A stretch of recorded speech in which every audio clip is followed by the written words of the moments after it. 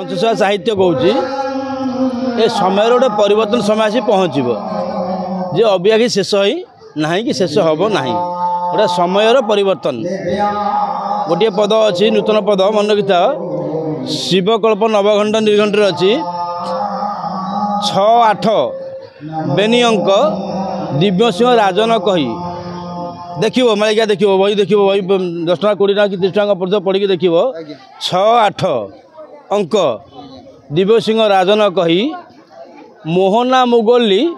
उत्कल देशे बसब जाई शिशुपाला आदि गण माने राजुति करिबे मोहन मोगला को से मानते नथिबे गोटे पद अच्छी दीर्घ आर घनपट दे यही समय दिव सिंह अंक थी रही जय कि आमर वर्तमान जो दिव्य सिंह देव रजा अच्छा वर्तमान कथा कहूँ गला तो गला गला कथा गला से समय आमे जहाँ भावुचे वर्तमान आमर जो मोहन चरण माझी जी अच्छा से महापुरुष आम नवघंट निर्घंट शिवकल्प कही मोहना मोगली अर्थात ये मोगल बोली आम तो कहीपर ना तेणु भाषा जहाँ मोहना मोगल उत्कल देश पद पाइब शिशुपाला आदि गण माने बहुत गुड़े शिशुपाला भाया बाहरिकी ताप विभिन्न किसी समस्या को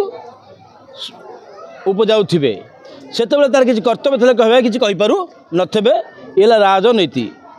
धर्मनीति धरे धरण धरण कही धर धारणा धारणा दही एमंत पथिक किए अच्छी जेजन थिबटी सेजन रही से सीना जान मालिका भावत ही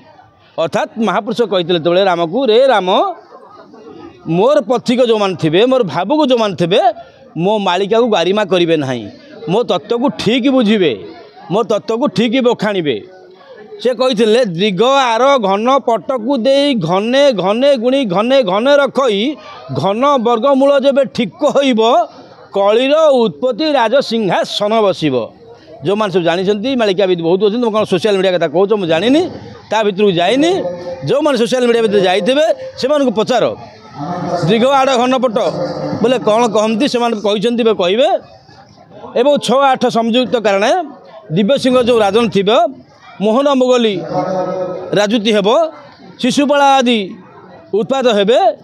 उत्कल देश को भांगी बसबे जहाँ महापुरुषंकर नवखंड पंचशखा कहते अर्किदास भी कहते भीम भोई भी कहते अर्किदास होती जे कि आमर ओलाशुणीर सी आम पंचशखा साहित्य पीरियडर नुहति तो जेहेतु से महत्ववाणी गुड़े लिखिं महापुरुष बोली आम मानुचे एवं सद्गुरु बोली आम मानुचे यही उक्ति भितर बहुत किसी लेखा रही है सब मालिका वर्तन कथा